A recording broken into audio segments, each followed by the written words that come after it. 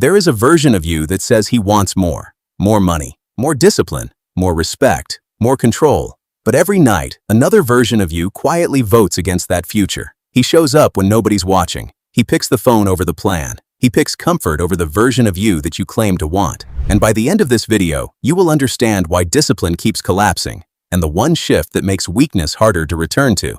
This video will show you 3 things: why motivation keeps failing you, why your habits do not last, no matter how good the plan looks on paper, and the identity shift that makes discipline feel less like a fight and more like who you already are. Stay to the end. That shift is the actual fix, not just another explanation you nod at and forget by tomorrow. Here is what this actually looks like. You do well for a few days. You wake up earlier. You train. You eat better. You stay focused. And for a moment, it feels like this time is different. Then one bad night comes, one stressful day at work, one emotional hit you did not see coming.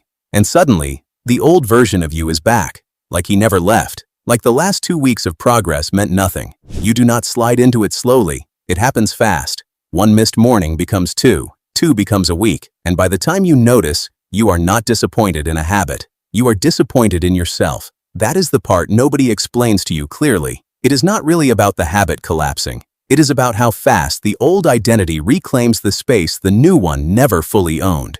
Here is the real mechanism underneath all of it. The problem is not that you do not know what to do. You know exactly what to do. You have known for years. The problem is that your identity has not caught up to your goals. You are trying to perform discipline while still seeing yourself, underneath everything, as the kind of man who needs to be forced into it. That gap is the entire problem. Not motivation. Not information, not the plan. When your identity says, "I am someone who struggles with this," every good day feels like an exception you are managing, not evidence of who you actually are. You are one bad week away from the identity reasserting itself, because deep down, you never actually believed the good days were the real you. You believed they were a performance you were pulling off, temporarily, until the pressure got high enough to expose the truth underneath. This is why willpower alone cannot fix this. Willpower is what you use to force behavior that contradicts your identity. And forcing something against your own self-image is exhausting in a way that is not sustainable for long, especially when life adds real pressure on top of it. Let me make this real with one story. A man loses his job at 34. No warning, no severance conversation that goes well. Just gone, in one meeting, on a Tuesday. For the first 2 weeks, panic runs the show. He applies to everything. He barely sleeps. Then something shifts. He starts waking up at 5:30 every morning. Not because a plan told him to, because for the first time in years, nobody was managing his day for him. He trains. He reads. He applies with focus instead of panic. For 3 weeks, he feels powerful in a way he has not felt in years. Then an interview falls through. A good one he was sure about. And that night, he stays up until 2 in the morning, phone in hand, doing nothing, feeling nothing, avoiding everything. Here is the part that matters. He did not fall back because the plan was bad. The plan was working. He fell back because deep down, he still saw the disciplined version of himself as something temporary, a response to crisis, not an identity. The moment one piece of evidence suggested the crisis might not resolve the way he wanted, the old identity was right there waiting, familiar, comfortable, already fully furnished. He did not return to his old habits. He returned to his old identity, and the habits followed automatically, the way they always do. Here is the brutal truth underneath that story, and underneath your own. You do not fall back because your goals are weak. You fall back because your old identity still feels more familiar than your future. Familiarity always wins under pressure, not because you are weak, because your brain defaults to whatever identity feels most true when things get hard. And for most men, the disciplined version has never been given enough time or evidence to feel true, yet. It still feels like a costume. Something you put on for a good week and take off the moment life pushes back. Read that again, because this is the part most men skip past. The goal was never the problem.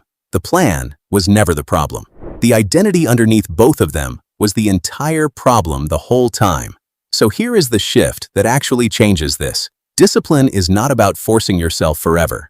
That framing guarantees exhaustion because you are permanently fighting your own self-image.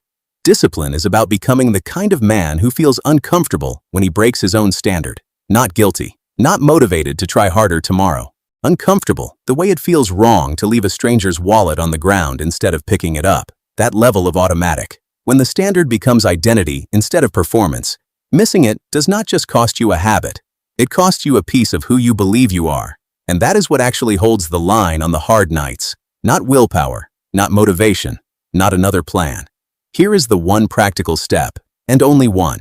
For the next 7 days, do one thing every morning before touching your phone. Train, read, walk. Plan your day on paper. Clean your space. It does not matter which one you pick. What matters is this. Your first action of the day must prove who is in control before the world gets a chance to tell you otherwise. Not a list of 10 things.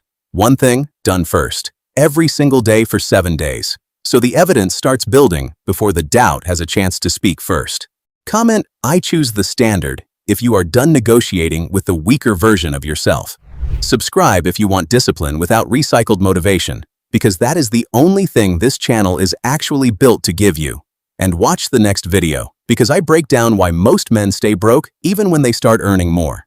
Because the identity gap we just covered here is the exact same gap that keeps a man's bank account small, no matter how much his income grows. No plan B.